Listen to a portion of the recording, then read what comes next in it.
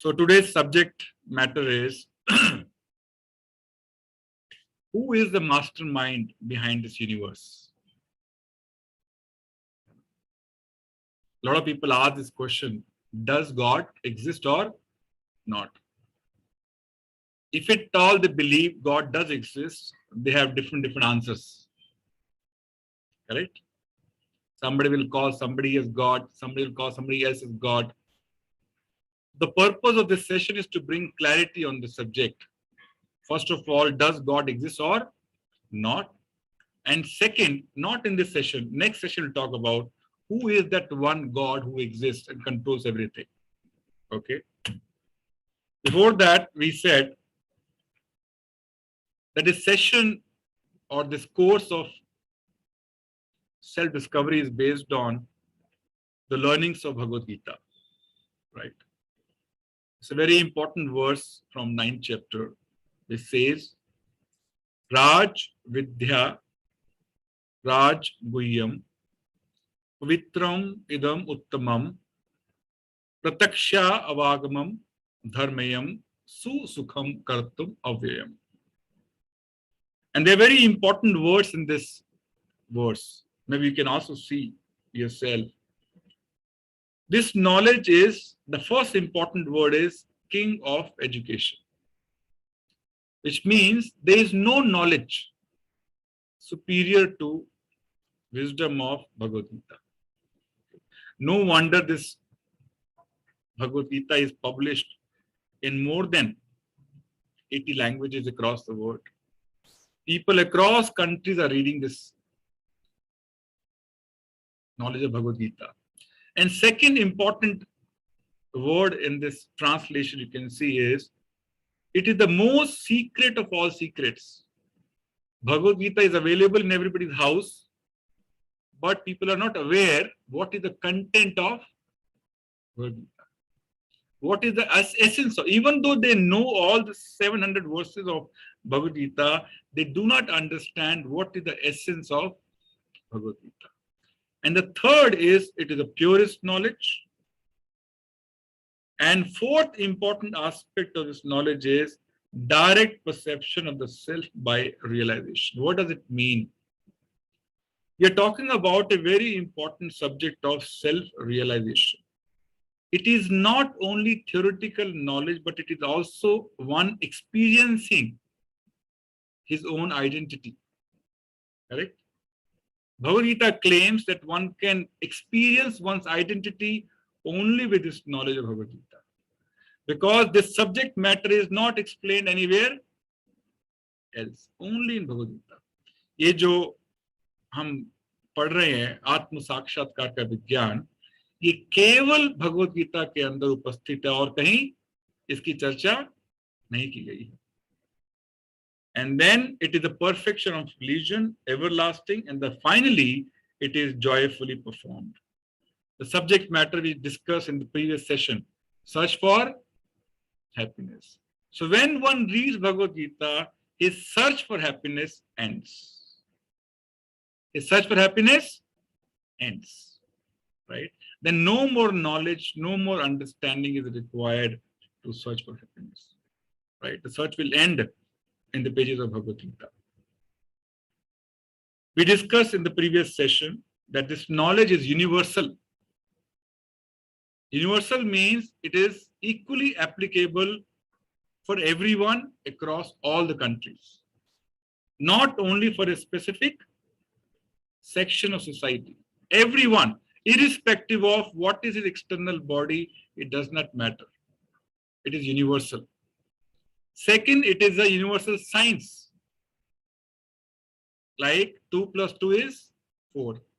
It is 4 in India, it is 4 in America. Similarly, Bhagavad Gita is applicable here. It is equally applicable in America. It is equally applicable in Russia. It is equally applicable in Pakistan or Bangladesh. Right? It is universally applicable. And it is not only a theoretical understanding, it is a knowledge can be applied in our day-to-day life. Very practical. And then we discussed that the 4 habits which are common in animals and human beings. Correct? Eating, sleeping, meeting, and defending. Ahar, Nidra, Bhay, Maithunam cha. There are four common biological instincts between human beings and animals. The question is, then what is the difference between animals and human beings? What makes human beings superior to animals? Very, very important question. Everybody is busy arranging for food, whether it is animal or human being. Everybody is busy arranging for shelter. It is animal or human being. Everybody is busy defending against uncertainties, whether animal or human beings. Everybody is busy recreating in procreation, producing children, having a family life, right? Everybody is busy doing these four things. Then what makes human being different from Mahabharata? This verse is explained, which we discussed in the previous session. Ahar, Nidra, Bhay, Maithunam cha, Samanyam etat Pashubhi Narana, Dharmo hitesham adhiko vishesho, Dharme nahina Pashubhi samana. So what makes human beings superior? It is dharma. Animals cannot understand Bhagavad Gita. Animals cannot sit together like this and talk about self-realization. आपने देखा पशुओं की सभा जहां पर बैठ के वो चर्चा कर रहे हैं आत्म साक्षात्कार का विज्ञान क्या होता है? Have you ever seen? Animals are seen busy only in eating, sleeping, mating, and defending. Nothing else. Yes, only human beings can sit together and contemplate and talk about this important subject. Dharma. And what is dharma, we'll discuss a little later. Right? As of now, what differentiates human beings and animals is athato brahma jigyasa, curiosity to understand who is managing this universe. Why do I suffer? Why do I become old? Why do I get so many diseases? Why do I die? Animals cannot ask this question. Can they? Can they ask? Bhaskar Prabhu? Can they ask? No. Only human can ask. If you get sick, you know where to go. You go to doctor and take some medicine. Does dog know this? Because they have higher level of intelligence. Like getting cancer or getting heart attack is an abnormal condition of life, correct? It is abnormal condition. Asadharan sthiti hai. To become normal, you visit whom? Doctor. Similarly, according to our Vedic scripture, becoming old is abnormal. Becoming sick is abnormal. Dying is abnormal, which means there is some condition which is contrary to these conditions. There is some normal condition which exists. The human being is a human being when he inquires what is that condition. The basic inquiry, athato brahma jigyasa, why am I suffering? Who is he who created this mysterious world and why? Who am I? What is this material nature and purpose? And what is the relationship between amongst three? Bhagavad Gita talks about 5 subject matters. 5 विषयों की चर्चा है भगवद गीता के अंदर. पहला ईश्वर, दूसरा जीव, तीसरा प्रकृति, चौथा कर्म और 5वां काल यानी कि समय. इन 5 को छोड़कर और कुछ नहीं. If you think logically, intelligently, there is no subject matter other than these 5 subject matters. The first one is Ishwar. Ishwar means controller. who controls every activity of this universe. Second is Jiva, all of us, who are controlled, not controller. And the third is Prakriti. What is the role of Prakriti? We'll understand in the next session. And fourth is Karma. Everybody is doing some or the other work. He is involved in some activity. So what does he get in return? Which is called law of karma. That is explained in Bhagavad Gita. And fifth one is Kala. Kala means samay, time, which makes everything temporary. You keep one apple here. After 2 days, this apple is rotten. So what made that apple rotten?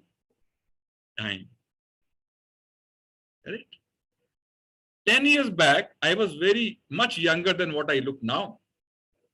What made my hair gray? Time. Kal. You buy a new house, it looks brand new. After 2 years, it becomes old. You buy a new car, after 2 years, it becomes old. So what makes everything old? It is time. Samay. Kal. So these 5 subject matters are discussed in Bhagavad Gita. So human beings inquire, why everything is getting old? What made this apple rot? Like Newton inquired, why apple falling down? A human being makes also inquiry, why apple is getting rot? Then he'll understand, oh, it is time. But that answer he will get only when he makes inquiry. जब वो जिज्ञासा उत्पन्न करता है, तभी उसको इस प्रश्न का उत्तर मिलता है. The very purpose of human life is to make such inquiries. Okay? The very purpose of human life is to make such. If one is not making such inquiries, he is as good as animals. Very good. Dharmo rakshati rakshita. We said it is dharma which differentiates between human beings and animals. Shastra, scriptures say, if you protect dharma, dharma will protect you. If you destroy dharma, dharma will destroy. Over a period of time, we have been perpetually destroying dharma. And that is the reason we have a situation like Kali Yuga now. So many problems. These problems are not given by somebody else. It is self-created. We have created this problem. Not somebody else sitting there. Okay. I wanted to show one video, but it's okay. We'll go ahead.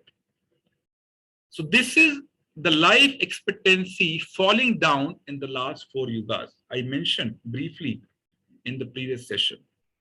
In Satyuga, it was 1 lakh years. In Treta Yuga, it was 10,000 years. In Dwapar Yuga, 1,000 years. And Kali Yuga, how much is the maximum age? 100 years. In Satyuga, height used to be around 32 feet. And now in Kali Yuga, 5 feet, 5.5 feet. So this decline has happened. Why? Because we have been destroying dharma. Destroying what? Dharma. It's a natural consequence of destruction of spiritual principles. Nothing else. There is no other reason. There is a strong correlation. Yeah. And then we discussed about what are the real problems of life. We discussed about Jan, Mrityu, Jara, Vyadi, Dukha, Dosha, Anudarshanam. Death, old age, disease, and birth. These 4 are the real problems of life. All the problems take birth along with birth. Repeat after me. All the problems take birth along with our birth. isn't it? And other than these four problems we discussed, there are three more problems called Adhyatmika, Adhibhautika, and Adhidevika.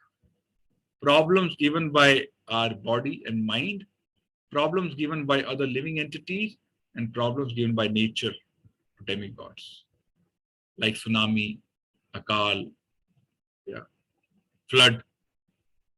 Who gives these problems? Nature. Why? Because we violate principles, laws of nature. So we are punished.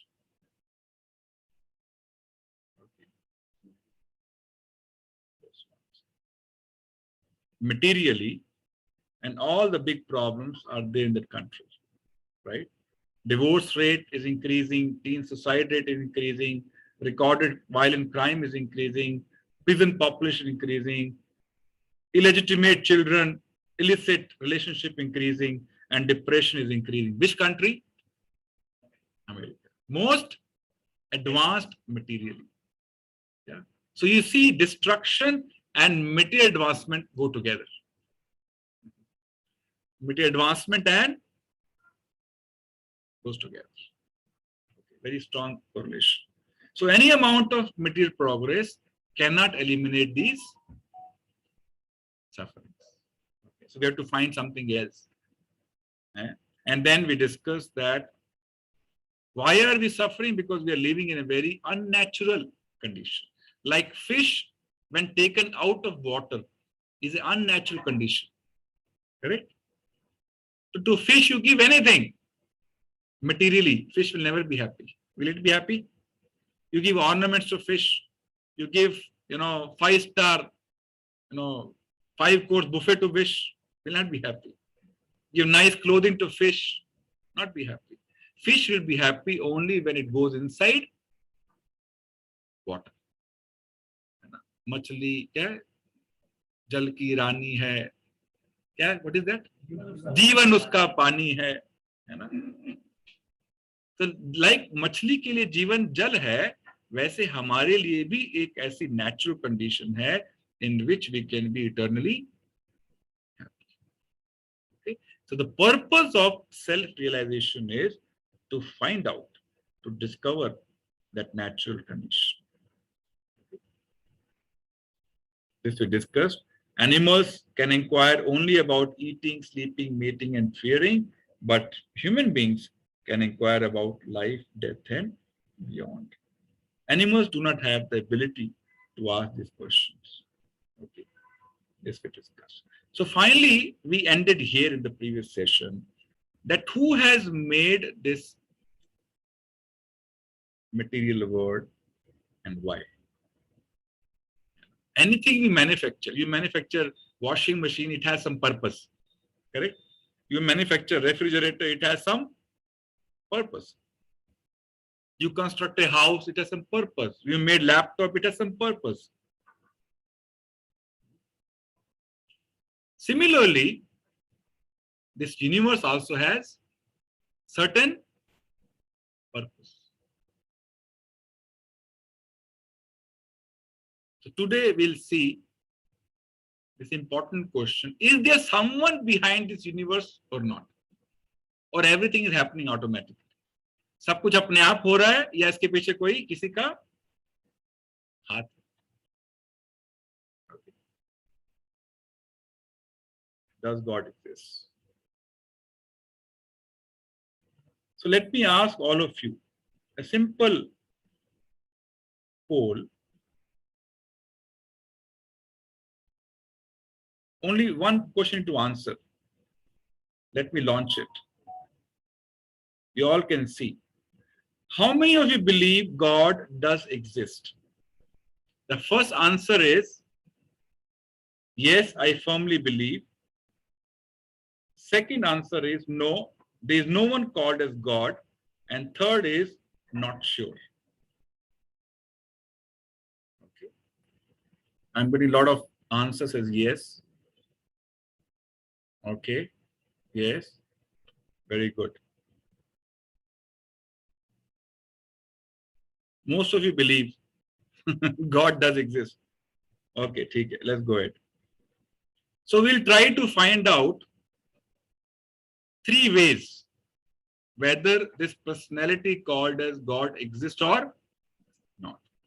The first one is simply by observations, common sense, simply by common sense.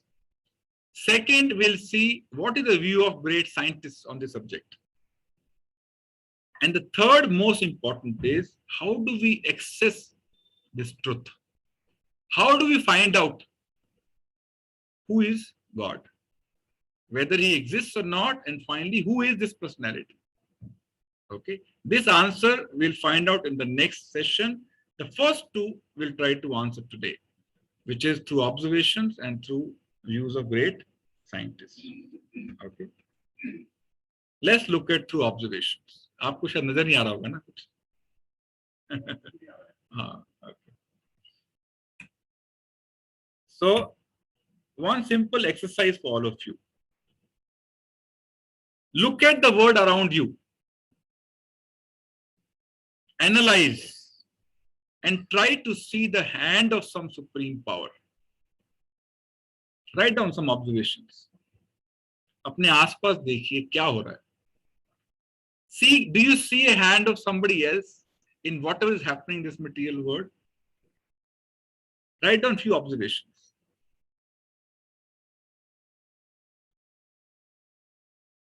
Yeah, maybe you can write in your chat box. Let me give an example. Sun is rising every day and setting every day. Who is making this happen? Like this, few examples. Okay, life. What else? Air, oxygen to breathe, sun and moon, wind, rain. Yes.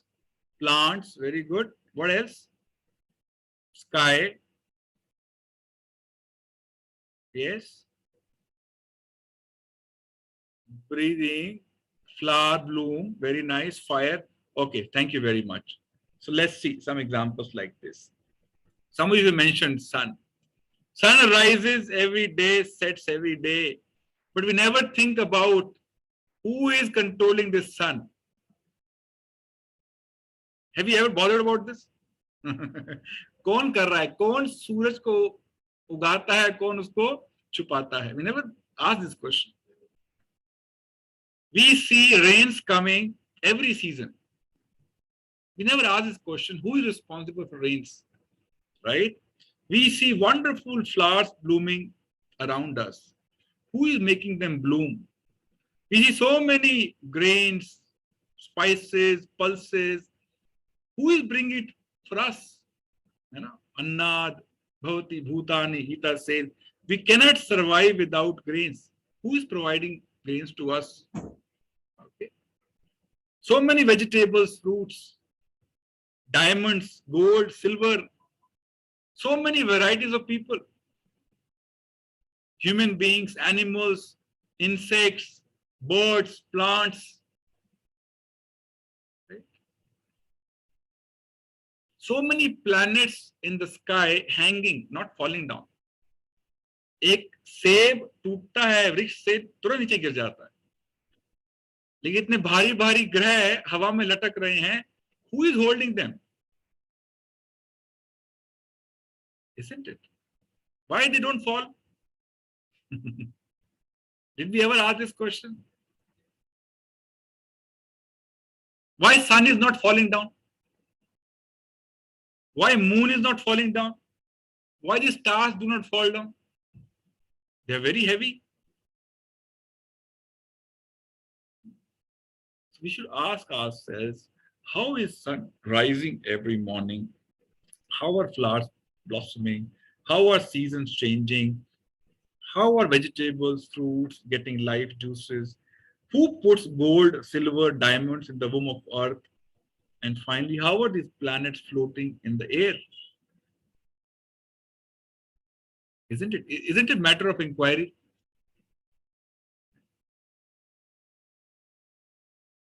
हमारे घर में तो leakage होता है, भी inquire कैसे हो गया? Isn't it? So much of leakage happening from the sky, we never ask this question, who is sending these rains? Isn't it? If you analyze, you'll, not visibly, but through the pages of scriptures, you'll find all these planets are being held in somebody's hand. That's why they don't fall. There is some hand which is responsible for sun setting and rising every day. Right? There's somebody responsible for putting life juices into fruits and vegetables.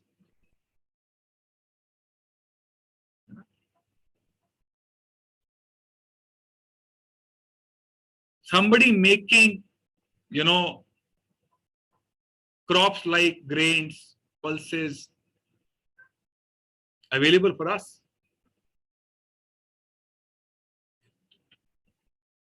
Nectar in the flowers, yes. Let's take one example. This is, example of two houses.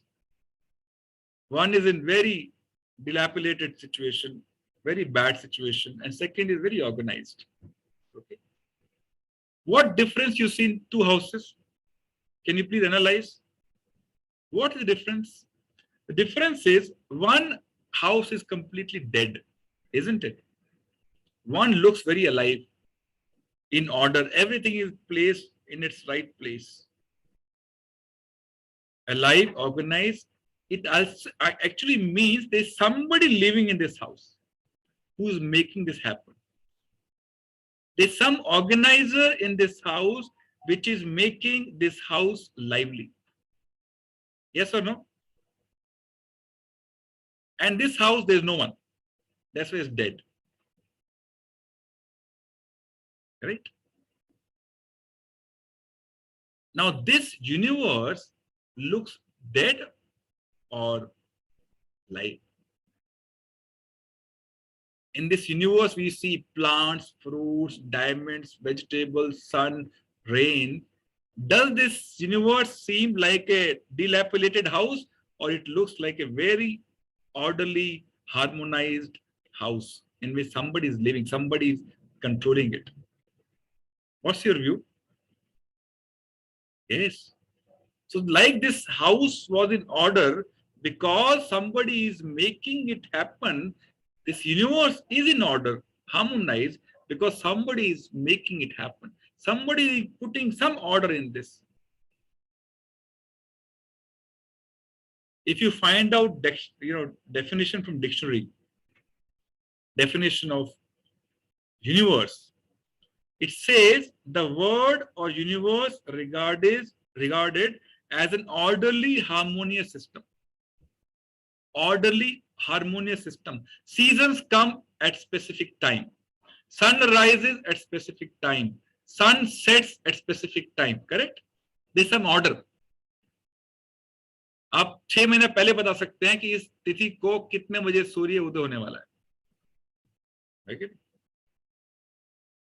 Correct? Why? There's some order. आपको पता है कौन से season के बाद कौन सा season आता है?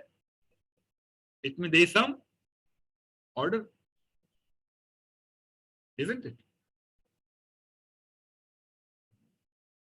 But who is making this universe harmonious? Any one of you? None of us. Correct? None of us. There's somebody who is putting in order into everything in this universe. Correct? You see, children, when they see puppets, they wonder how these puppets are dancing. They'll ask their mother, how are they dancing? Mother will tell them, Baba, there's somebody on the top controlling these puppets. The puppets do not move by themselves. Somebody is making them move. Right? There's some controller. Isn't it? So there's some supreme power which does exist. There's some mastermind which is planning, organizing, putting these things into perfect order. That sun will rise at specific time, sun will set at specific time, rains will come at specific time.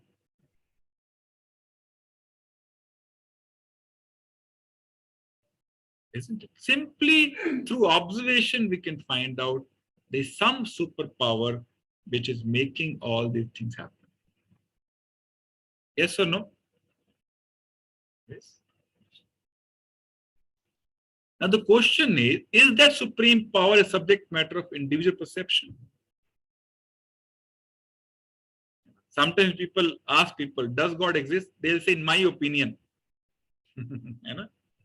Correct? In my opinion, I assume, if you ask me, as far I can tell, to my mind, they give their own perception. You ask 10 different people, they'll give you 10 different answers. So is this subject matter of perception? What do you think, audience? Is it a subject matter of individual perception that who is God? It is universal. Huh? It is universal. So we cannot ask everyone and go by what their opinion is. Okay? So it is not a matter of your opinion or my opinion. This is universal truth, and we must find out from the right sources what is that universal truth. We should not speculate. We should not speculate. In my view, your view, my view has no meaning on this subject. Correct? We have to take some universal view, which is the subject matter of how do we get access to this truth. That we'll discuss later. Okay. Like, a father was sitting in meditation and chanting, Hey Ma, Hey Ma, Hey Ma. Right? Maybe he's meditating on, Mother Durga during Navratri. Hey Ma, Hey Ma. And his son is also meditating. And he's also chanting, Hey Ma, Hey Ma, Hey Ma. But he is chanting on Hema Malini. And this father is chanting on Mother Durga. But both are saying, Hey Ma, Hey Ma, Hey Ma. Isn't it? So everybody says God, God, God. But the perception is completely different. For someone, God is some entity. For another person, God is some different entity altogether.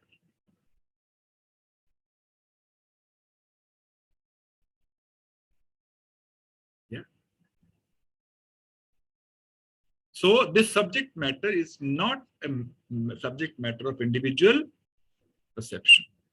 Okay. Even some people, I can show you a picture. Some people treat Sachin Tendulkar as God. Isn't it? Cricket is religion, Tendulkar is my God. No, we are not talking about that God, which is based on one's individual perceptions. Okay. So we'll try to define God very objectively. Very objectively. Scientifically. So there is no scope for any speculation. Yeah.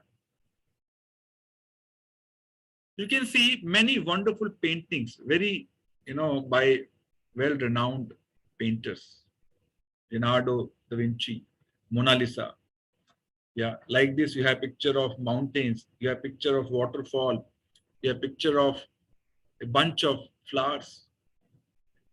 When you see this kind of art, it implies there is some artist. Yes?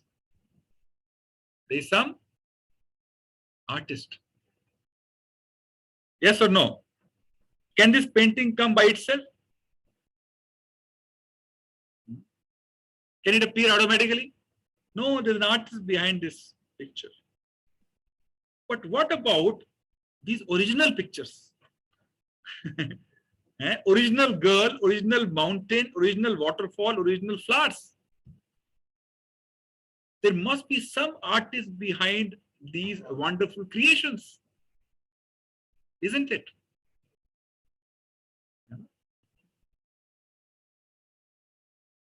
If that painter, Leonardo da Vinci, is so famous, who has just drawn a picture on a piece of paper, how much famous this person should be who has actually created these creations? A human body, lush green, beautiful mountains, wonderful waterfalls, fragrant roses. Does it not imply there's some artist behind this? Yes or no? Yeah. Some wonderful mastermind behind this wonderful art. If you take, example of a paper flower and a real flower. To make a paper flower, children make it during the art classes. You need paper, you need color, you need brush, you need stick, and finally an artist. To use all these, items and make a paper flower out of it. What about real flower, which has fragrance, very gentle, petals, very soft petals? Does it not require any artist? Question: who is the artist behind original flower?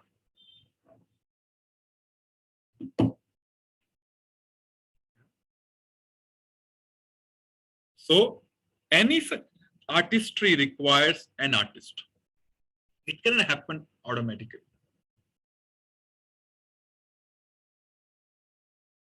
It cannot happen automatically.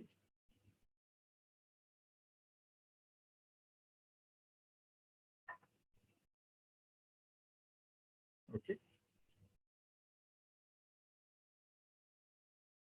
Now let's see some video. Okay. Please watch it. A couple of videos I'll show you.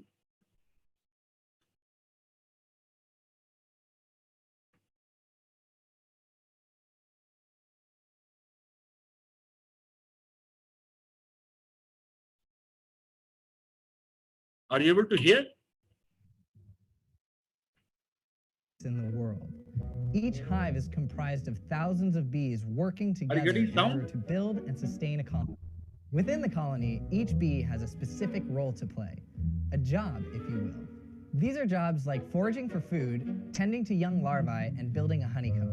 But with a brain about the size of a sesame seed, it begs the question, how do bees know what specific job they need to do in order to keep balance in the hive? The answer is written into the genetic makeup of each bee. And it starts with the queen bee, who has the unique ability to designate the sex of her children, which plays a pivotal role in their future. If the queen wants to lay a female egg, she will fertilize the egg by releasing spermatozoa that is stored in the spermatheca, which sits behind her ovaries. The spermatheca is filled during her first week of life, when she mates with up to 20 drones, or male bees. If the queen wants to lay a male egg, she will not release any spermatozoa as the egg leaves the ovaries. And drones have a singular job. That job is to mate with queens from other colonies to propagate the species. When they're not trying to mate, they eat leisurely from the honey reserves and wait for a queen to go on her nuptial flight. Female bees, or worker bees, do literally everything else. They keep the cells clean, care for the larvae, build cells, tend to the queen, store honey, forage, pollinate, guard the nest, and even feed male bees honey if they're begging for it. Each bee knows what to do because their hormones activate the part of their genetic makeup that tells them what jobs they have to tackle and when they have to tackle them. They go through 4 phases of jobs before dying. In phase 1, bees go to work immediately after they emerge from metamorphosis, about 3 weeks after they're born. They begin cleaning the cells from which they emerged. After about 3 days, their hormones shift them into nurse bee mode. In this job, they feed the young brood that succeeds them. This lasts for about a week. Then phase 3 kicks in, and the workers become general handymen, moving farther away from the center of the hive and doing things like building honeycomb, storing food, and guarding the nest entrances. This lasts about a week. The final phase is the most dangerous. It's the foraging phase, where workers leave the nest to find pollen to bring home and feed the colony. This phase starts around day 41 and lasts until about day 50. After a short life of constant work, most workers will leave the nest as death approaches. The corpses of those that die inside the hive are carried out by undertaker bees. It's a thankless life for the worker bee, but this collaboration and process has made them one of the most successful superorganisms in nature.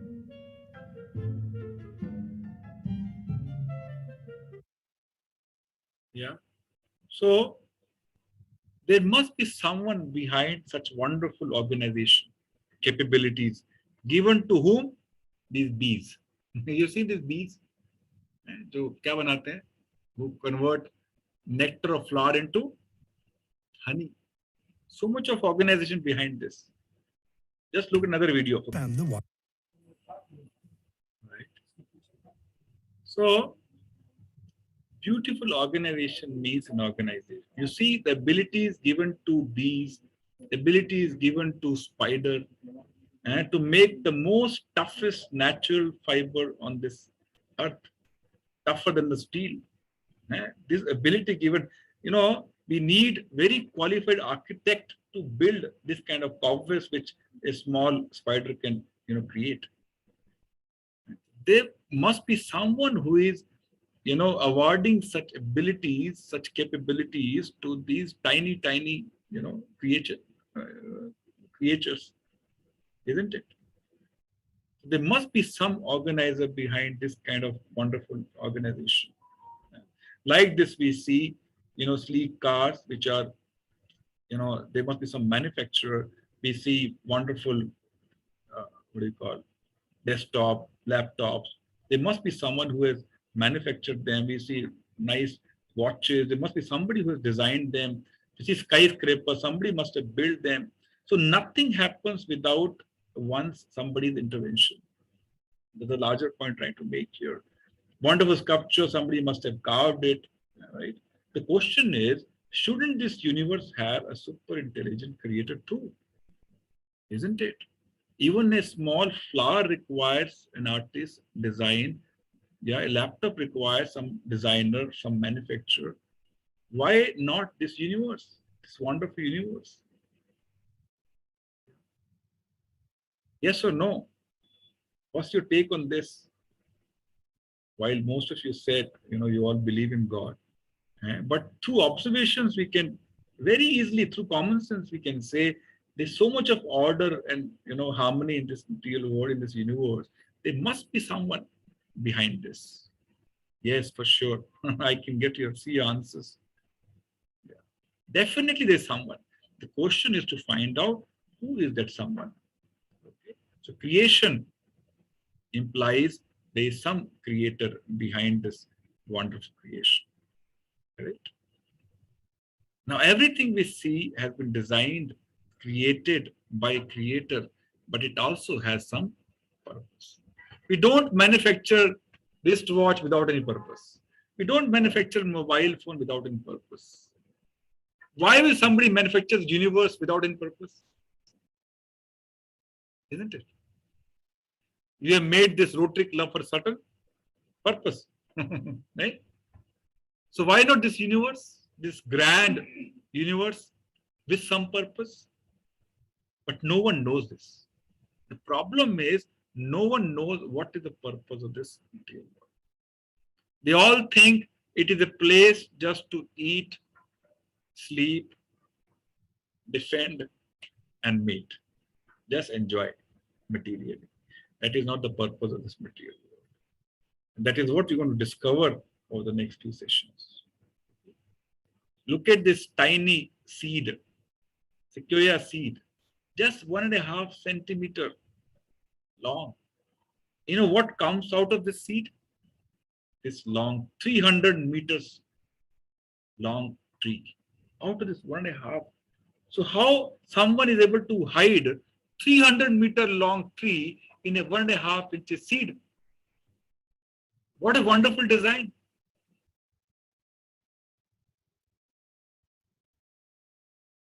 Yes or no?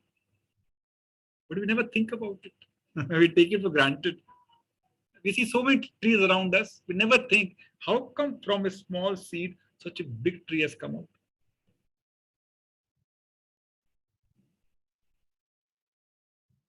This tree height is as high as Statue of Liberty, around 300 feet high.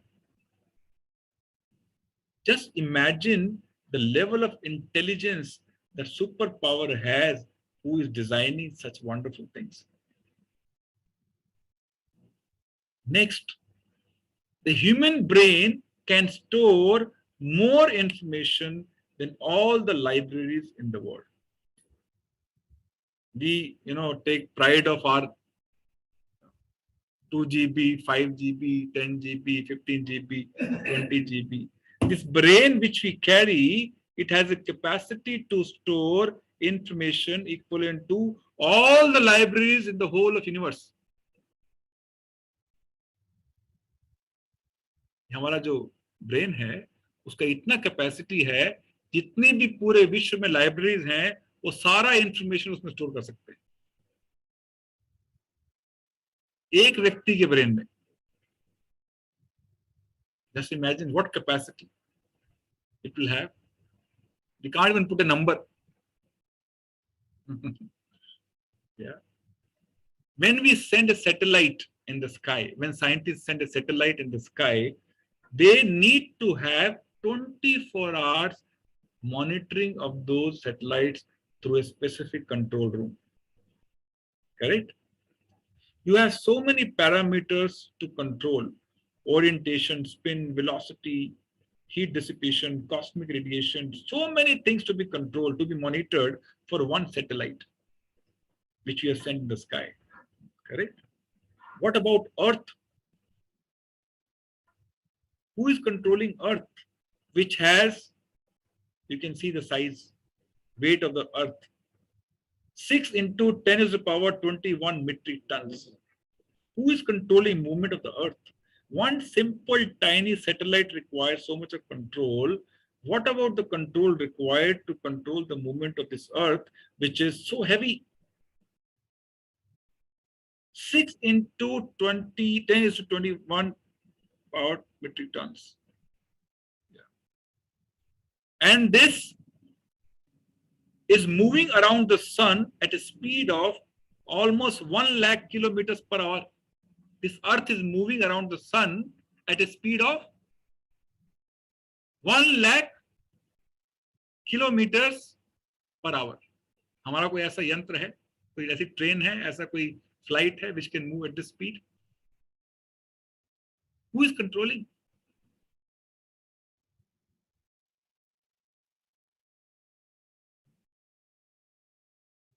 Control means there is some controller behind all of these planets. They're not hanging in the air. They're not rotating in specific orbit without any specific control. Okay. You know what is the size of sun?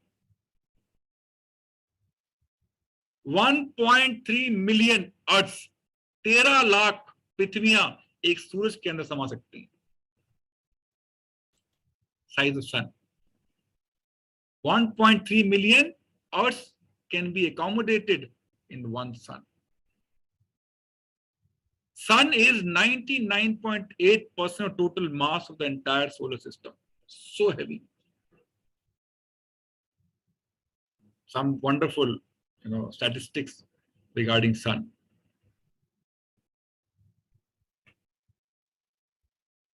In 1 second, the sun produces enough energy to meet the current needs of the entire Earth for 5 lakh years. 1 second में जितनी energy आती है, निकलती है सूरज से, 5 लाख वर्ष तक इस पूरी पृथ्वी की जितनी भी एनर्जी रिक्वायरमेंट है उसको देने में सक्षम है. एक sun, one Surya Dev, sufficient.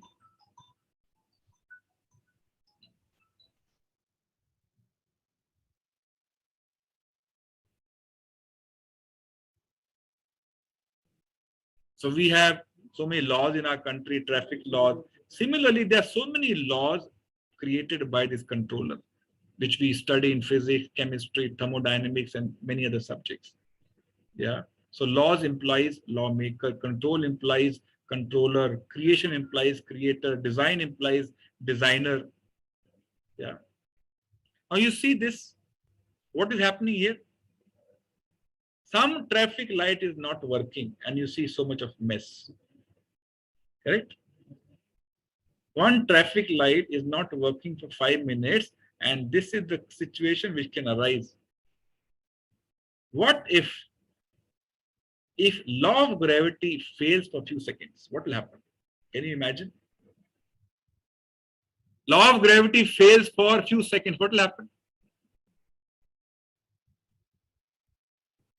The universe will collapse immediately. But has it ever happened? Never. What a perfect law. What a perfect execution of the law.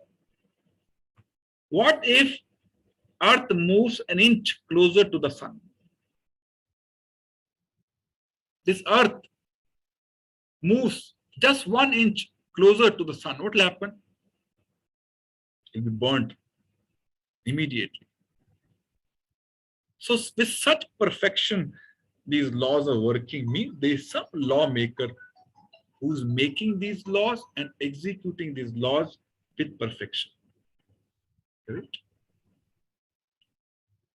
Now you see here, somebody is very beautiful, somebody is ugly, somebody is handsome, somebody is whatever, like a beggar, somebody is doctor, somebody is labor class.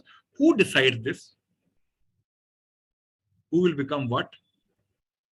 Who decides who will take birth in the family of Tatas or who will take birth in the family of somebody in Dharavi in Bombay? In some, who decides this?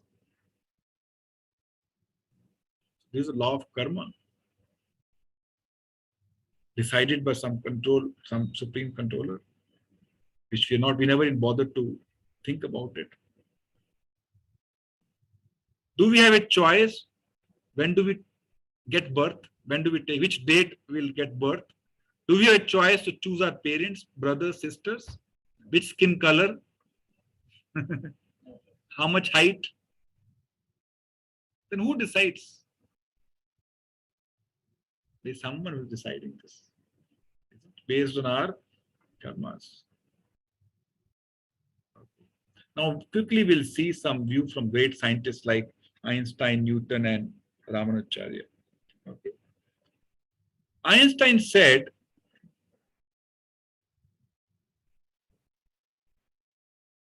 there is a perfect brain behind all the natural physical laws.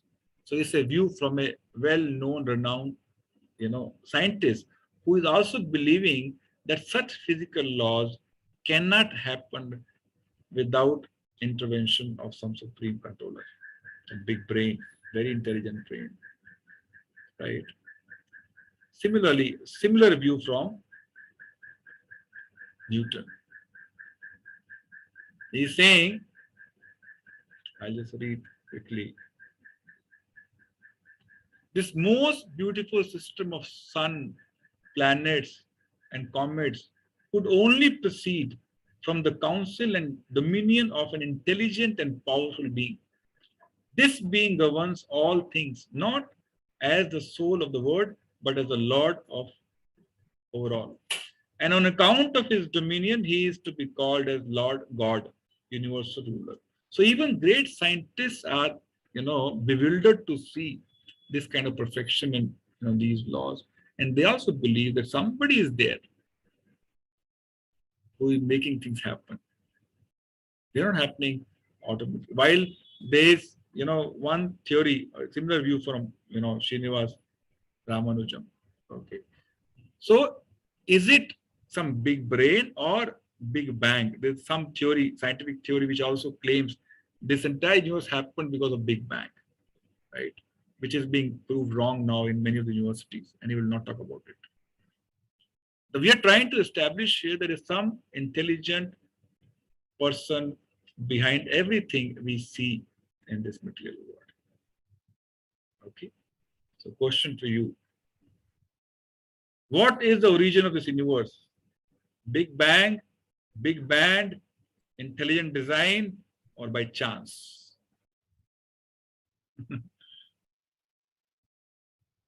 Huh? Yes. What is the origin of this universe? Intelligent design, yes. Anyone else? Better learn.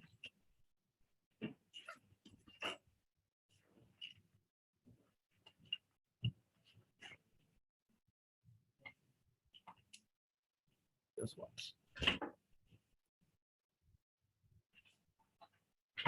थोड़ा पास में देखो.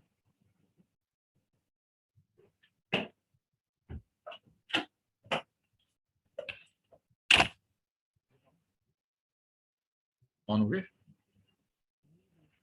On it.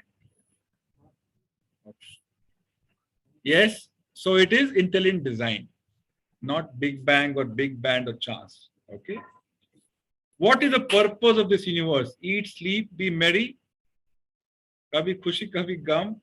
No purpose or to understand God and life. Yeah. Yes. So we are convinced there is some purpose behind this universe. It is not only for the purpose of eating, sleeping, and enjoying. It has a much higher, much deeper purpose which we need to understand. Right? And human life is meant to discover that purpose. Okay. Like we have a national government in which we have home ministry to implement law and order. We have health ministry to supply medicines. We have energy, Ministry of Energy to supply electricity, lighting, finance ministry to supply currency or wealth, defense ministry to protect us from dangers, education ministry. Similarly, there is a universal government in which also there are laws. If you violate those laws,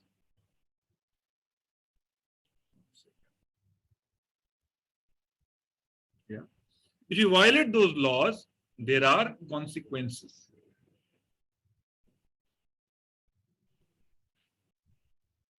Yeah. If one smokes, cancer is a consequence.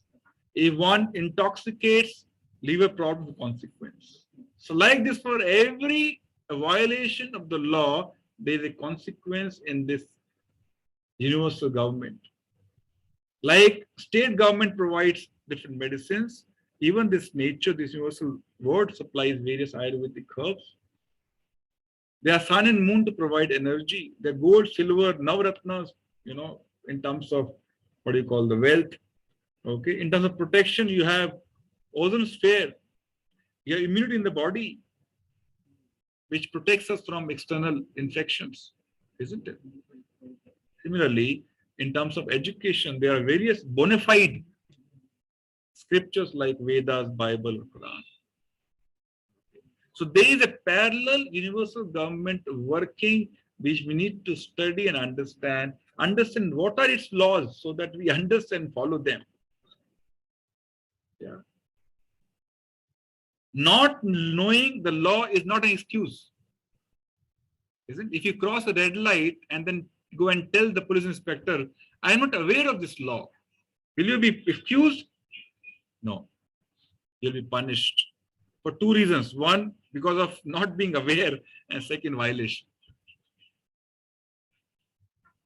Okay. So nothing is happening without intervention of a very organized body or person who is controlling all these aspects of this universe.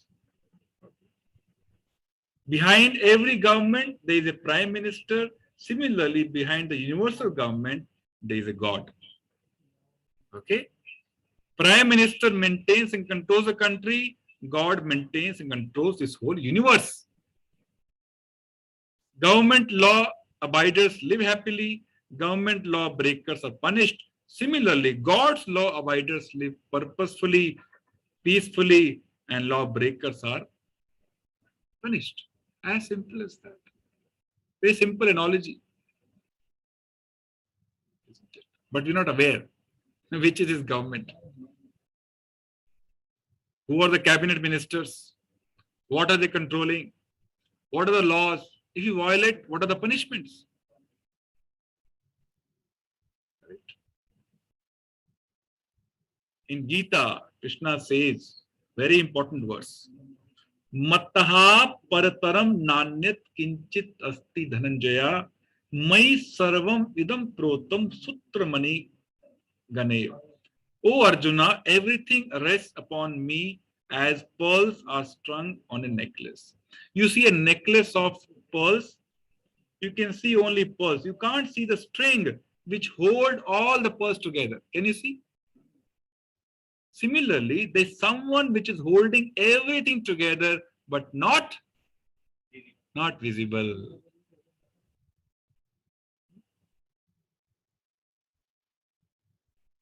So we see different pearls visible to us. We saw so many pearls like this. Sun, moon, they're all pearls, but they are strung on a thread which is not visible to us.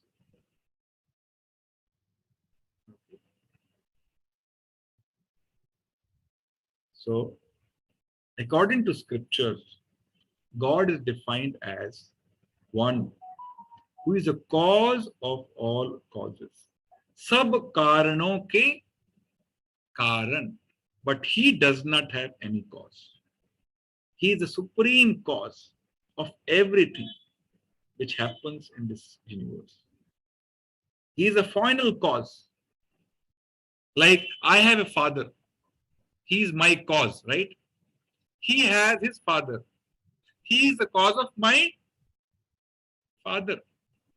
If you go till end, that person who does not have any cause is called God. No further cause. He doesn't have any father. So he's the cause of all causes. Second, he is the supreme controller. Nothing happens without his sanction. Not even a blade of grass moves without the sanction of this personality called as God. Third, supreme proprietor. He is the owner of everything, not you and me.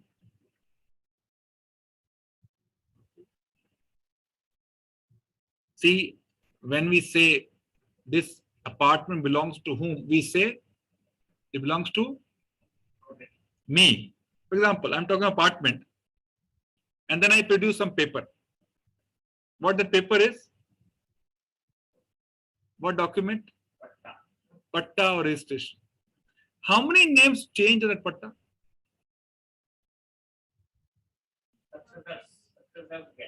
So who is the proprietor? He is the proprietor.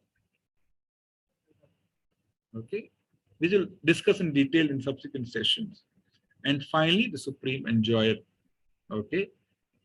Now the question is, we all agree that somebody exists, but how do we know who is that person? The next question is, who is that person? As we mentioned, it is not left to individual perception. It has to be very objective. Who is that person? And that is a session we'll talk about in the next third session. How do we get access to this truth to find out, to discover who is that person whom we call as God or the supreme personality of Godhead? So in summary, in today's discussion, to various observations, to various views of different scientists, right, we were convinced that there's somebody, some supreme power behind everything. But the next question is, who is that supreme power?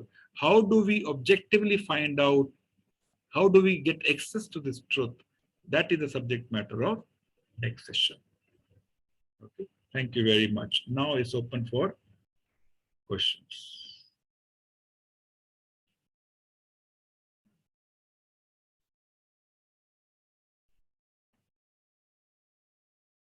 Yes, you can raise your hand and then ask questions.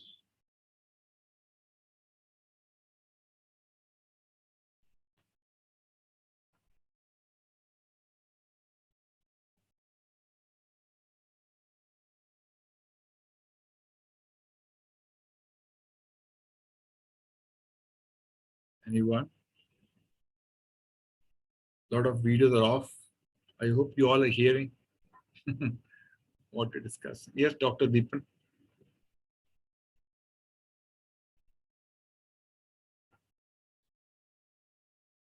Hello. Yes. हाँ sir, good afternoon sir.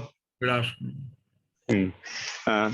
Sir I just want to ask, आपने sir law of karma बताया कि हाँ कि आपको कर्म करना है, ऐसे करना है, ठीक है. एक चीज मुझे एक जगह मैंने पढ़ा था कि that if you are born poor it's not your fault, but if you die poor it's your fault. So, as I mentioned, what is law of karma? We should find out from the right sources. Okay. So, it is not somebody's opinion which matters. Okay. The question is from Dr. Deepan. He said he has heard it is written, it is not a problem that you are born poor. It is a problem if you die poor. It means you should work hard and remove your poverty, isn't it? Yes sir. एक होता है कि मेरी किस्मत में लिखा है, लेकिन किस्मत में लिखा है तो उसके लिए कर्म करना पड़ेगा ना उस चीज के लिए. कोई चीज अगर भगवान ने लिखी है कि हाँ चलो ये लिखा है आपकी किस्मत में, हम कुंडली दिखाते हैं, हाथ दिखाते हैं, ये भी करते हैं, वो भी करते हैं, ये हमारी बिलीफ है कि हाँ एक ये पावर है जो ये चीज हमारी ठीक करेगी. ठीक है, लेकिन उसके लिए हमें कर्म वो तो खुद करना है, वो तो ये जो कोरिलेशन है इसको कैसे मतलब किया, मतलब जो हमारे जीवन में घटित होता है उसको बोलते हैं प्रारब्ध. क्या बोलते हैं जी? क्या बोलते हैं? प्रारब्ध. प्रारब्ध. हाँ. ओके. इसका मतलब ये है कि हमारे पिछले कई लाइफ टाइम्स के, कई जीवन काल के कर्म संचित हैं, इकट्ठे हो चुके हैं. ठीक है, हमें पता नहीं, उसको हम काउंट नहीं कर सकते. It is unlimited lifetimes you have and we carry reactions of those karmas. वो कब मैच्योर होगा पता नहीं. ठीक है, उनमें से जो मैच्योर होने वाले हैं, ठीक है, वो मैच्योरिटी के हिसाब से हमको वो शरीर मिलता है, उनको भुगतने जी. ओके. ये जो शरीर मुझे मिला है मदन गोविंद दास को, ये मेरे प्रारब्ध के कारण मिला है. इस जीवन में जो भी अच्छा बुरा होना है उसको एक्सपीरियंस करने के लिए मिला है. भौतिक रूप से ज्यादा मेहनत करके हम उसको बदल नहीं सकते जी. अभी जो करेंगे उसका असर हो सकता है अभी नजर आए या अगले जन्म में नजर आए, पर वो लॉ ऑफ कर्म के हिसाब से उसकी चर्चा हम करेंगे कि भगवत गीता में 3 तरह के कर्म का वर्णन किया गया है. जी सर. एक बोलते हैं कर्म, एक बोलते हैं विकर्म, एक बोलते हैं अकर्म. पहला कर्मा, विकर्मा, अकर्मा. अब ये लॉज के अनुसार है. जैसे ट्रैफिक लाइट का पालन करना जी, ये लॉज के अनुसार जी, अकॉर्डिंग टू लॉ ये कर्म है. लेकिन ये ट्रैफिक लाइट क्रॉस कर देंगे, ये विकर्मा है. ठीक है, हमने लॉ को अवॉइड नहीं किया, वायलेट किया. तो वैसे ही natural there laws of this cosmic nature, if you act according to those laws they are called karmas. If you work against those laws they are called vikarmas. A karma is something special which I will not disclose now. I will talk about in the course of its session. To answer your question, our destiny is fixed. ठीक है, यदि हमारे भाग्य में बहुत पैसा लिखा है तो मिलेगा, ऐसा नहीं लिखा है तो नहीं मिलेगा. क्या इसका अर्थ है कि मेहनत नहीं करनी चाहिए? नहीं, मेहनत हमको पूरी करनी चाहिए. उस दिशा में तो काम करना चाहिए. Give your best and leave the rest. This is the principle. Do your best and क्योंकि आप आपके कर्म का कौन सा फल आपके सामने आ रहा है आप कोरिलेट नहीं कर पाए। जी आईआईटी के लिए एडमिशन के लिए लाखों बच्चे अपीयर होते हैं, करेक्ट? कोटा ऐसे स्टूडेंट से भरा पड़ा है, जी, कितने बच्चों को एडमिशन मिलता है? मेहनत सब करते जो हैं, उस हिसाब, जी ऐसा नहीं है कि जो ज्यादा मेहनत करता है उसको मिलता है, नहीं, मेहनत सब करते हैं, बराबर करते हैं, लेकिन कुछ ही बच्चों को मिलता है एडमिशन। क्यों? उनके प्रारब्ध के कारण। लेकिन जैसे मैंने पहले भी बताया था, इस प्रारब्ध को हम बदल सकते हैं केवल आध्यात्मिक इंटरवेंशन के द्वारा। Only through spiritual intervention destiny can be modified, can be change. Okay, not through ठीक है सर, मटेरियल हार्ड वर्क। ठीक है, ठीक है जी, थैंक यू, थैंक यू। ठीक है, thank you, thank you. Yes, anyone else? Sumer ji, yes.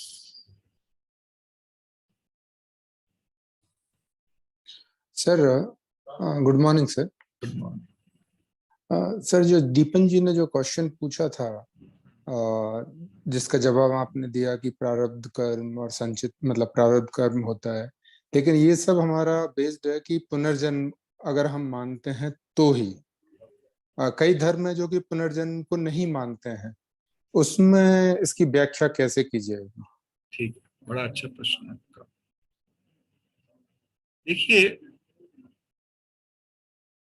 किसी के मानने या मानने ना मानने से तथ्य बदलता नहीं है ना? Fact is a fact whether I agree or I don't agree. ठीक है, अभी हमने देखा कि there is some supreme power, some god which exist. ठीक है, अब कोई कहेगा मेरे हिसाब से तो नहीं है, तो क्या उनके ना मानने से God will not exist, will cease to exist just because I don't agree? है ना? तो पुनर्जन्म और reincarnation is a reality, it is not somebody's opinion. यदि पुनर्जन्म नहीं होता तो हमारे इस भौतिक संसार में इतनी विविधता नहीं होती, इतनी डाइवर्सिटी नहीं होती, है ना? हम कैसे एक्सप्लेन कर सकते हैं कोई इतने अमीर खानदान में पैदा होता है, कोई इतने गरीब खाने पैदा होता है, कोई बहुत सुंदर पैदा होता है, कोई बहुत बदसूरत होता है? क्या आधार है उसका? उसका आधार है पिछले जन्म के कर्म, यानी कि पुनर्जन्म इज ए रियलिटी। इसको माने या ना माने, उससे ये तथ्य बदलने वाला नहीं है ना? Even scientists, many scientists have proved scientifically that reincarnation is a reality. एक बैंगलोर में साइंटिस्ट से मैं नाम बताऊंगा, जब हम चर्चा करेंगे हु एम आई, उसमें रीइंकारनेशन की चर्चा होने वाली है ना? जब हम हमारा असली अस्तित्व क्या है इसके बारे में हम चर्चा करेंगे, then reincarnation is also is one of the discussion points. Gita में भगवान कहते हैं, क्या कहते हैं? देहिनो अस्मिन यथा देहे कौमारम यौवनम जरा तथा देहांतर प्राप्ति। देहांत के बाद कुछ प्राप्त होने वाला है, एक और शरीर मिलने वाला है। ठीक है, तो जब ऐसे बोनेफाइड प्रमाणिक स्क्रिप्चर में बोल दिया और हम अपने अनुभव से भी देख पाते हैं कि there is some principle behind so much of diversity in this material world, then whether one agrees or he does not agree, it doesn't matter, है ना? तो लोगों का व्यक्तिगत मत महत्वपूर्ण नहीं है, हमारे शास्त्र क्या बोलते हैं, हम अनुभव क्या कर रहे हैं, वो महत्वपूर्ण है ना? Did I answer? आपके प्रश्न का उत्तर मिला कि नहीं सुमेर जी?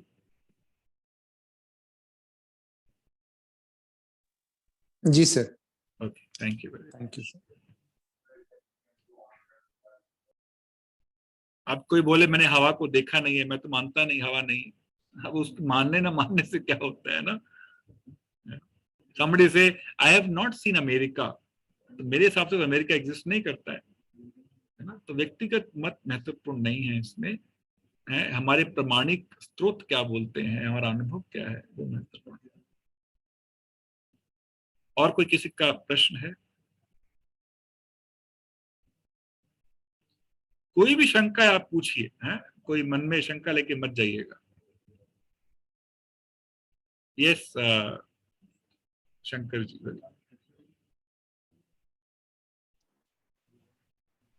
Good afternoon, sir. Good afternoon. Sir, actually, I was taking the lessons a couple of months back for a student, and I talked about the concept of the formation of the universe. There, I talked about the Big Bang theory. So the student was agree with the whatever I have explained in the class. But when I said there was a question by the student says, "Okay, I agree with the Big Bang, but who came to bang the matter?" So I wasn't having any answer for that. So, I mean, so there are different ways to acquire knowledge. One of them is called as Anuman Praman, making judgment. So this Big Bang theory is judgmental. It has no sound basis. That's why this theory is actually banned in many universities. It is not being discussed anymore. It is a matter of it is a matter of misfortune that we are teaching such wrong theories in our curriculum. You know, they should be taught how universe is created from Srimad Bhagavatam. Bhagavatam talks about how entire universe is created. What came first? Then came what? Then came what? Then came what? Then Panch Mahabhutas, then Panch Jnanendriya, then Panch Karmendriya. This entire process of creation is very scientifically explained in our scriptures. But I'm not sure why are we discussing such theories which are based on speculation, simple judgment, not based on some scientific or some bona fide preferences. So Big Bang theory has no meaning. So I'll read what Big Bang theory says, then you'll also understand it has no meaning. Just give me 1 sec. I didn't spend much time on that because it was not worth spending. sir, hello. Just 1 sec, Shankar. Okay.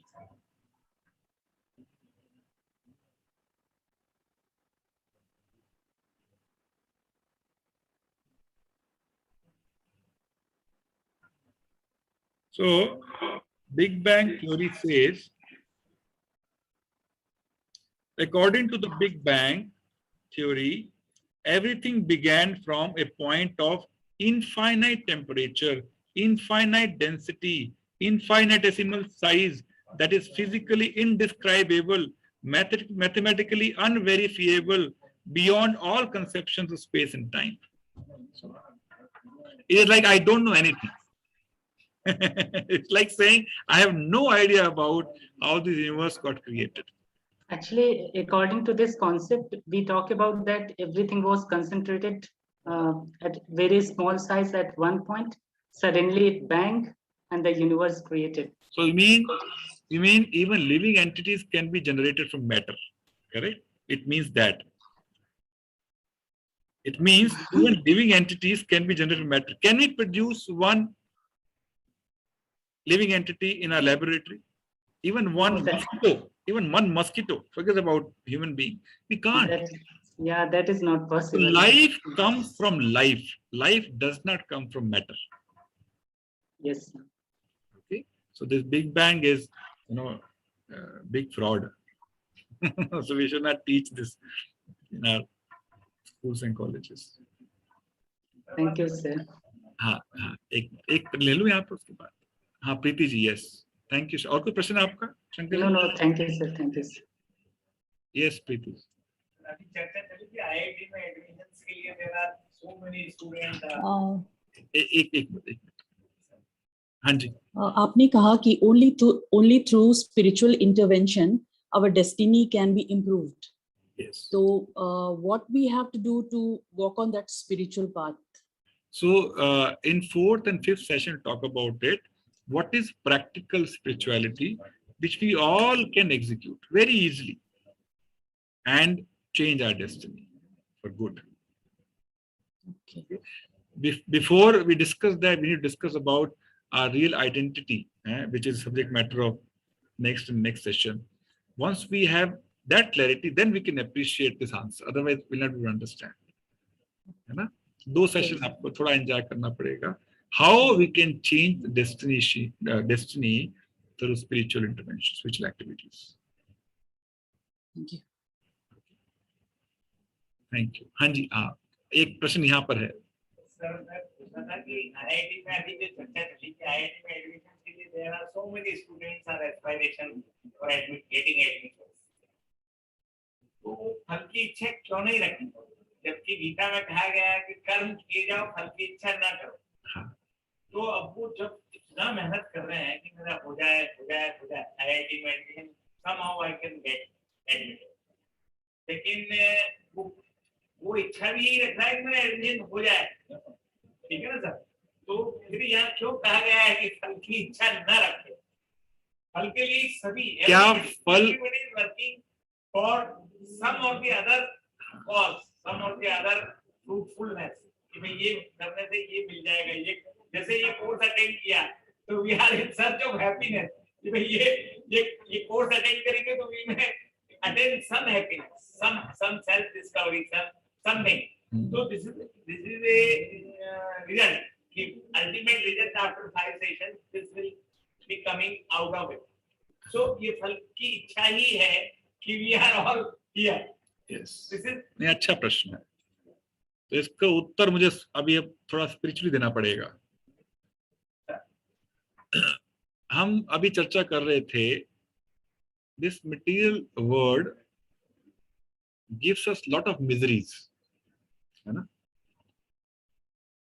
Birth, death, old age, disease. क्यों मिलता है? प्रारब्ध से. हाँ, लेकिन क्यों?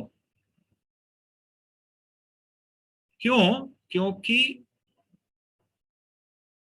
हमारी कर्म के फल में आसक्ति है. एक होता है कर्म बंधन, जो जीव को इस भौतिक जगत में बांध के रखता है, निकलने नहीं देता यहां से, है ना? जब कहा जाता है कि बिना अनासक्ति के करो, कर्म करने को मना नहीं कर रहे हैं, कहीं पर मना नहीं किया कि आप कर्म मत करो. क्या बोला है? कर्म के फल में आसक्ति मत रखो, क्योंकि आसक्ति पे पहला तो हमारा, उसके फल के ऊपर हमारा नियंत्रण नहीं है क्या? है ना? तो केवल आसक्ति से वो फल मिलने वाला नहीं है. दूसरा, वो फल में आसक्ति जीव को इस भौतिक जगत के कर्म बंधन में बांध के रखती है, यहां से निकलने नहीं देती. भगवद गीता के 3रे अध्याय में बताया गया है कर्म योग के बारे में. क्यों बिना फल में आसक्ति? भगवान ने 4 चीजें कही. कर्मण्यवादी कारस्ते मा फलेषु कदाचन. उसके बाद 2 चीजें और कही हैं, वो हम चर्चा नहीं करते, है ना? पहला कहा, कर्म को अधिकार समझ के करो, लेकिन कर्म के फल में आसक्ति मत रखो. क्यों? क्योंकि उसके फल में आपका नियंत्रण नहीं है. और इसका मतलब ये नहीं है कि आप कर्म मत करो. चौथी बात ये भी कही है ना? तो जब हम लॉ ऑफ कर्म चर्चा करेंगे, तब चर्चा करेंगे कि क्यों बिना फल में आसक्ति के कर्म करना आवश्यक. कर्म तो करना ही है, खाली बैठ नहीं सकते हम लोग, लेकिन बिना फल में आसक्ति. ठीक है? तो लॉ ऑफ कर्म में चर्चा करेंगे इसकी, क्यों ऐसा कहा जाता है. बड़ा अच्छा प्रश्न है ये. तो ये मोटिवेशन चाहिए ना कुछ. हमारा मोटिवेशन क्या है? एडमिशन चाहिए, ही मोटिवेशन है, लेकिन इससे बड़ा एक और मोटिवेशन है. और वो क्या है? वो जब तक स्पिरिचुअल नॉलेज नहीं मिलती, उस मोटिवेशन का ज्ञान नहीं मिलता है. जब हमको बड़ा मोटिवेशन मिलेगा, ये छोटा मोटिवेशन, हाँ, ठीक है. When you have higher purpose in life, lower purposes do not mean much. Yes. यहाँ पे किसी का प्रश्न है?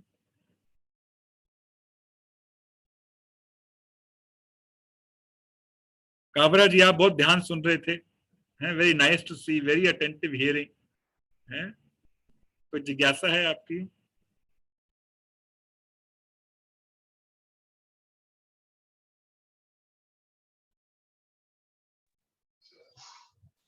नहीं जी, बहुत अच्छा बता रहे हैं एकदम, कोई जिज्ञासा नहीं है, क्वेश्चन आंसर हो रहे हैं, सब सुन रहे हैं। अच्छा, ठीक है।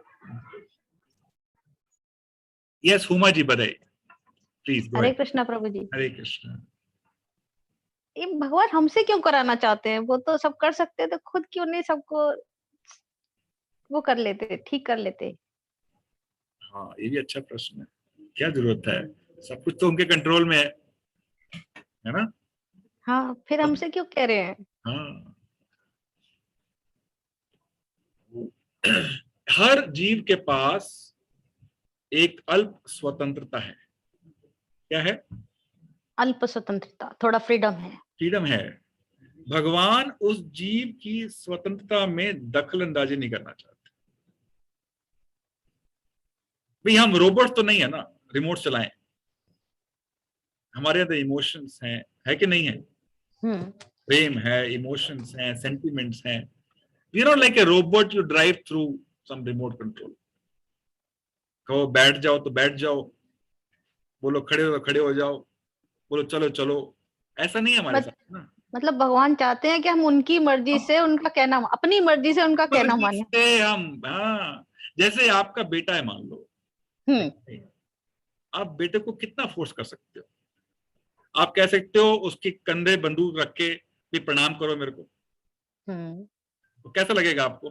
प्रणाम कर भी देगा, आपको क्या आनंद फायदा नहीं आएगा, है ना? लेकिन वो अपनी इच्छा से आपके चरण स्पर्श करेगा तो आपको ज्यादा आनंद आएगा। तो भगवान चाहते हैं कि हम विलिंगली, है ना, उनका स्मरण करें, फोर्सफुली नहीं।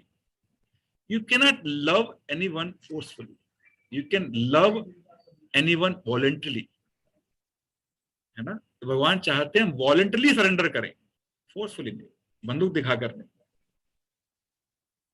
है ना? तो हमको जीवन मतलब उस अल्प स्वतंत्र का उपयोग, सदुपयोग, दुरुपयोग नहीं। प्रॉब्लम यह है कि हम उस स्वतंत्र का क्या कर रहे हैं?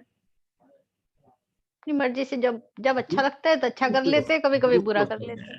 दुरुपयोग कर रहे हैं। जैसे एक छोटे बच्चे को दी जाती है स्वतंत्रता, उसको मोबाइल दिया जाता है, it is a freedom given to the child by giving a mobile. अब वो सदुपयोग कर सकता है, उसका दुरुपयोग भी कर सकता है ना? तो प्रॉब्लम क्या है, ज्यादातर जीव उस स्वतंत्रता का दुरुपयोग करते हैं। इसलिए गीता, भागवतम, वेद, शास्त्र ये सब बनाए गए हैं ना, हम बताने के लिए कि हम उस फ्रीडम का इस्तेमाल पर्पसफुली कैसे करें। उसके बाद क्या होगा जब सरेंडर कर दिया भगवान को, सब प्यार करते हैं, तो उसके बाद क्या, उसके बाद अल्टीमेटली क्या होना है? हाँ, उसके बाद क्या होना है, जैसे उदयपुर में एक जेल है, ठीक है, हमारे बस स्टैंड के पास में। उस जेल में कौन जाते हैं? जिसको पनिशमेंट मिला, जिसने कुछ गलत किया। हाँ, और जब वो सुधर जाता है तो क्या होता है? वापस वापस कहाँ? बाहर, जेल के बाहर। हाँ, तो ऐसे ही ये भौतिक जगत is like a prison house, जिसमें हमको ये जन्म, मृत्यु, जरा, व्याधि जैसी समस्याएं का सामना करना पड़ता है। इफ यू इम्प्रूव सरेंडर, हमारा जो क्या बोलते हैं बिहेवियर ठीक हो जाए according to the laws of nature, फिर हम भी वापस जा सकते हैं, यहाँ से बाहर निकल सकते हैं। यहाँ से बाहर कहाँ? तो जैसे जेल के बाहर एक और जगत है, वैसे ही भौतिक जगत के बाहर एक और जगत है, जिसको अध्यात्मिक जगत बोलते हैं, जिसको वैकुंठ बोलते हैं। देखिए उसको वैकुंठ क्यों बोलते हैं? कुंठा का मतलब होता है दुख दर्द, और वैकुंठ का मतलब क्या हुआ? जहां कोई दुख दर्द नहीं है। तो ये भौतिक जगत को बोलते हैं कुंठा, उसको बोलते हैं Vaikuntha, a place where there is no misery. This material world is called as dukhalayam, a place of misery. Nobody can escape. मुझे बताइए आप में से एक भी ऐसा व्यक्ति है जो कहे वो आज तक बीमार नहीं हुआ है? कोई भी ऐसा है? कोई भी ऐसा जो कह सकता है मैं कभी बूढ़ा नहीं होऊंगा? कोई भी ऐसा व्यक्ति है? कोई भी कह सकता है कि नहीं मृत्यु नहीं होगी, कोई नहीं कह सकता है. Everybody has to, by exception, without exception, face these problems. But there is a place where such problems do not exist, which is outside the prison house. Okay. So the goal of life is not to settle down in prison house comfortably. Goal of life is to get out of the prison house. Problem ये है, everybody is planning to stay here comfortably. That is not the purpose. हमारी natural state क्या है, आपने last session में बोला था, बाद में थोड़ा बताना. इस जिज्ञासा को और तीव्र कीजिए. पता लगेगा. जब तक हम अपना संवैधानिक अस्तित्व को नहीं जानेंगे, जो हमारे 4th सेशन का विषय है, तब तक समझ नहीं आएगा, है ना. तो मुझे आपका प्रश्न याद है, आप चिंता मत कीजिए. हाँ, thank you very much. Thank you. Okay, और कोई प्रश्न? Mister Mahajan, no question today.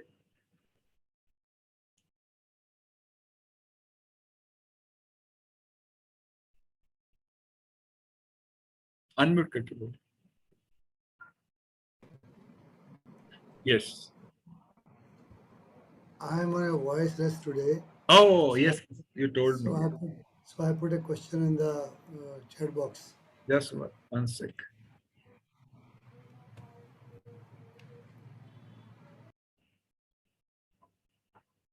Reena, can you see his question? I can't see.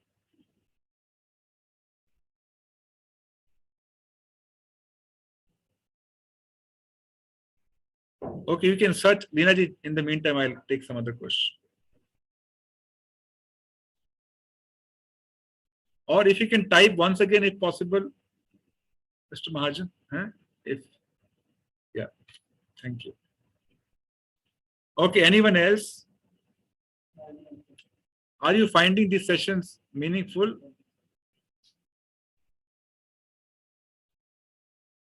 Okay.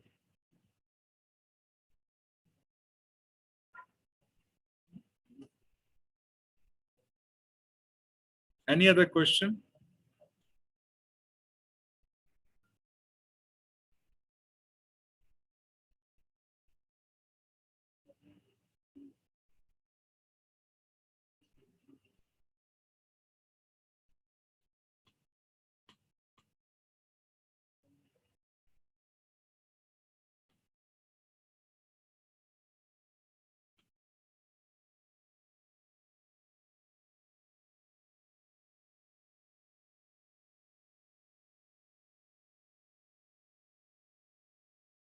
I'm just waiting for the question. Just hold on, please. Shankar, you also have a question? You raise your hand? No, okay.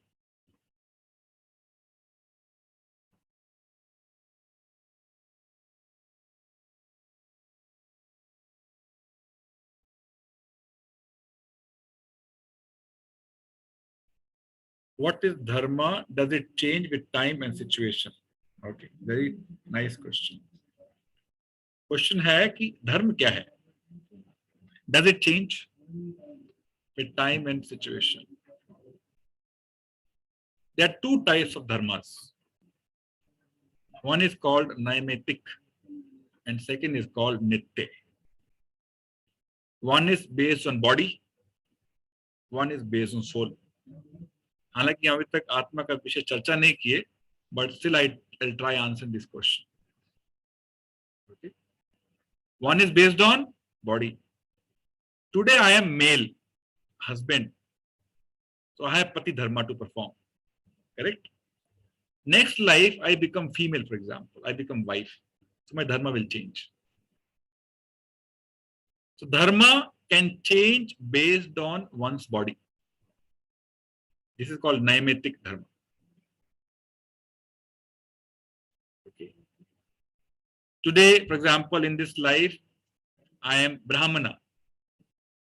Next life become Kshatriya. My dharma will change. Brahmanas have different dharma, Kshatriya different dharma.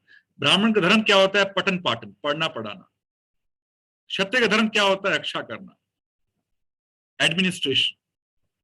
Dharma will change. But there is one dharma which never changes. It is called as Nitya Dharma. Dharma of soul. Why? Soul never changes. So dharma never changes. Like sweetness cannot be separated from sugar. Eternal dharma or Nitya Dharma cannot be separated from the soul. और वो धर्म क्या है वो हम चर्चा करेंगे. ठीक है? So external body based dharma changes, but the dharma of soul never changes in any life, which is very important. The question from Mr. Mahajan is, we all know that God exists, as very well explained by you. Why the mankind has created so many religions and many gods, which have created so many problems globally? Very wonderful question. Okay. So while this will be answered in next session, I'll still briefly touch upon the subject. Okay. Why so many religions? If God is one. Or God also are many. America has different God, India has different God. No, God is one. Like sun is one for America and Hindustan. Similarly, God is also one. Then why so many religions?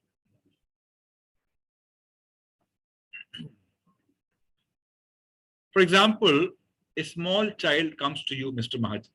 I'm asking you a question. And suppose you're a doctor, Dr. Mahajan. He comes to you and asks, Uncle, please tell me, when we eat food, what happens inside the belly? What will he answer? Any layman answer will do. What will you say?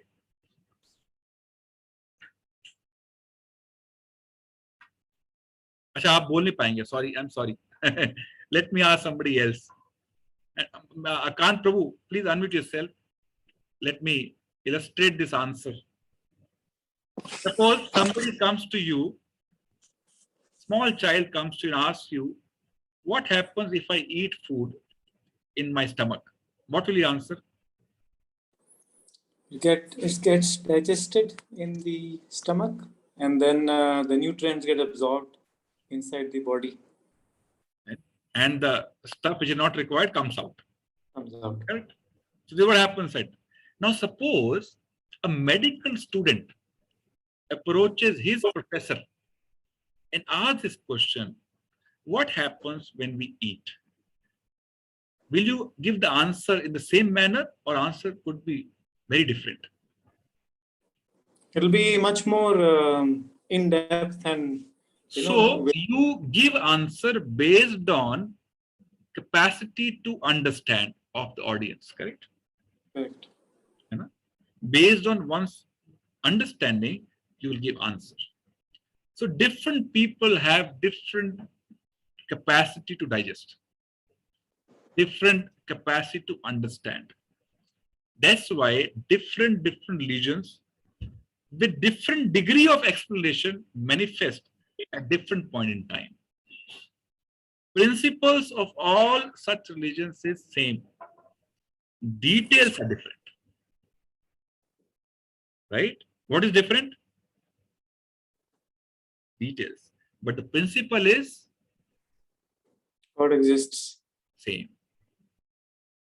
That's why different religions. But problem is, it's not that because of different religions people fight. People fight because they don't understand what the religion is. Fight is not because of different religions. Fight is because they don't understand the principles. That's why they fight on details. Okay. समझ रहे हैं ना? एक होता है principle, एक होता है detail. Which is more important? Principle is more important. For example, Gandhiji said, you should wear khadi. Correct? Yes, sir? You should wear khadi. What is the principle behind this? We become self-dependent. Correct? Yes or no? Yes, yes. Principle is this. Detail is khadi. And somebody says, I follow Gandhi ji because I wear khadi, which is imported from China. Is he following detail or principle? Detail. He has not understood principle. And somebody says, I am a medical representative. I have to go to different doctors. I wear this pant shirt, which is made in India. Now tell me, who is following Gandhiji? The Doctor. first or second? Second. Why? He is following the principle. Principle. He is not worried about details. People fight because of different details. Not the principle. They have not understood the principle. That's very different. Okay. If they've understood, if they follow their own reason perfectly, they'll make advancement. Probably they don't follow. They don't even understand. Forget about following. So you need to understand what the principle. Principle can unite everyone. Details can disunite everyone. Does that answer your question, Mr. Mahajan? Okay.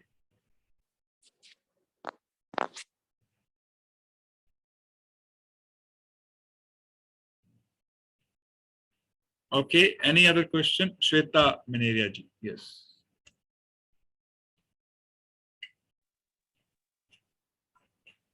Hare Krishna, Prabhuji. Hare Krishna. Yes.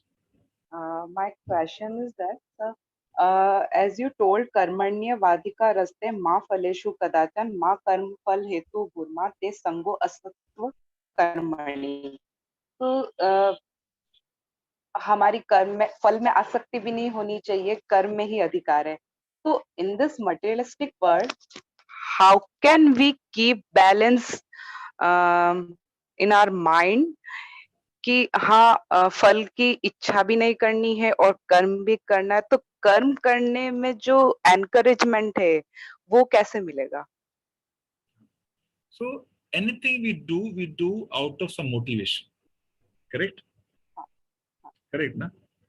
Motivation is very important. That is the impetus for us to do anything.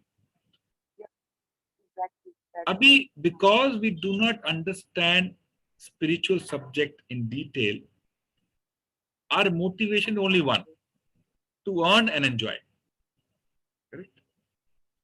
That is the only motivation we have. That's why we perform karma. Correct? Yeah. But when we understand this subject in detail, we understand karma, vikarma, akarma, we understand bondage, we understand liberation, then our motivation will change. You know? When you have full understanding of subject, the motivation will change. And the motivation level changes, then these will happen what Krishna is saying. Don't get attached to the result. Because there is a consequence of attachment to the result which we do not know now. But when we know, we will understand why Krishna is saying this. है ना? जब हमें पता लगेगा ना इसका consequence क्या है. जैसे एक बच्चे को बोलो आग में हाथ नहीं डालना है, वो डालेगा. लेकिन जैसे डालेगा, जब उसे पता लगेगा कि आग में हाथ डालने से हाथ जल जाता है, फिर डालेगा. Why? He knows the consequence of putting his hand to fire. Abhi, we don't know what is the consequence of attachment to the results. That's why that is our motivation. But when we know there is a serious consequence of attachment to the results, then our motivation will change. Okay, that's why the subject matter comes in the 3rd chapter, not in the 1st chapter of Bhagavad Gita. So first understand 2 chapters, then you can understand this answer. Thank you so much, sir. Hare Krishna. Hare Krishna.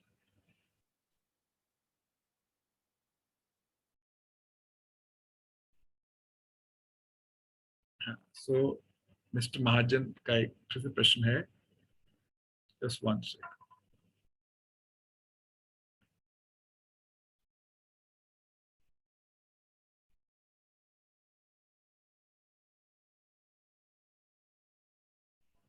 while you're not understanding the principles of religion is a cause of maximum death in the world, then how to reverse this?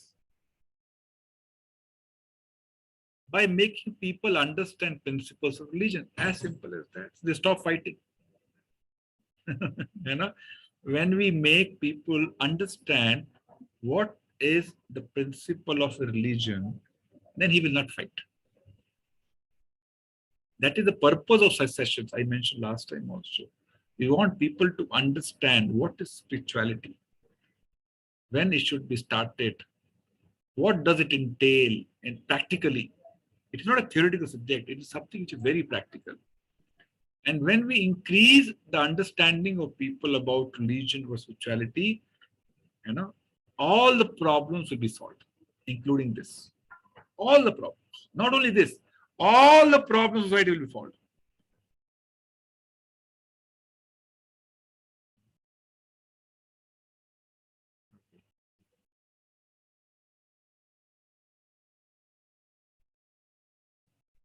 Any other question? Ashish Prabhuji, yes. Yeah, Hare Krishna, Prabhuji. Hare Krishna. My question is that how will you deal in situations when someone others' karma or reactions affect your life? Yes. Yes. So, for example, you have to take karmas of your wife and children also, to some extent. If they commit sinful activities, you also have to, you know, pay the consequences. So yes, there are, you know, some interconnections. That's why Bhagavad Gita teaches how to convert karma into akarma. What is akarma? Akarma doesn't mean not doing karma.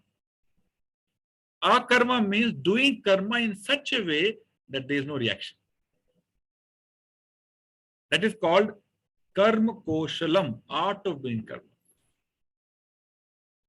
Okay, so there is a method prescribed in Bhagavad Gita how to isolate oneself from such karmic reactions which arise from others. For example, you go and eat in a restaurant, correct? You're eating a food cooked by somebody who has certain degree of consciousness. His consciousness while cooking food will deliver some karmic reaction to you also who is eating it. You know this? So there is a method to protect oneself from such, you know, situations wherein we have to face consequences of others' karmas. How do that? Please have some more patience. Fourth and fifth session, when we talk about how to convert karma into akarma. Akarma means do the same thing, but the different consciousness, and one is protected from the result, from the consequence. That's why these subject matters are absolutely related to our life. We cannot afford to ignore them. Every moment, this knowledge which we are, you know, trying to understand is relevant. It is not a matter of choice to read or not to read Bhagavad Gita. No, it is a matter of necessity that everyone should know what is Bhagavad Gita and what are the teachings of Bhagavad Gita. So I'm happy that some people have shown interest and they want to understand Bhagavad Gita in detail. Sparing time on their weekends, coming on Sunday and spending a couple of hours. Not everyone do it. So you, as I mentioned, you know, in the first chapter, you all are very fortunate getting access to this knowledge. ठीक है Ashish ji? Maybe last one or two questions we can take and then close.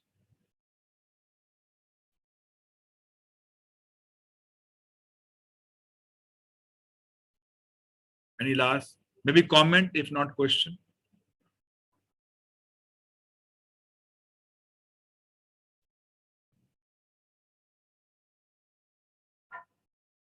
Okay, ठीक है. अच्छा हाँ. check chat.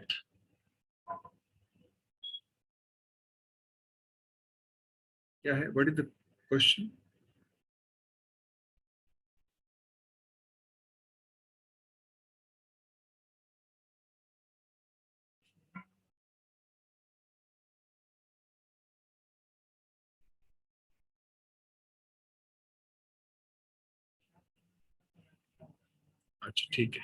All right, we'll close it now.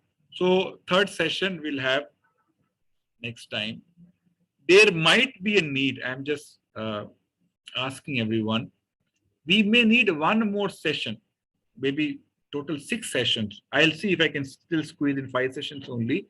If it extended by one more session, are you all okay? Huh? Just raise your hand if you're okay. Okay. I don't want to rush. Huh? It's a very important subject. So if required, we'll take one extra session to cover it, properly. Thank you very much. See you next week. Thank you very much. Hare Krishna.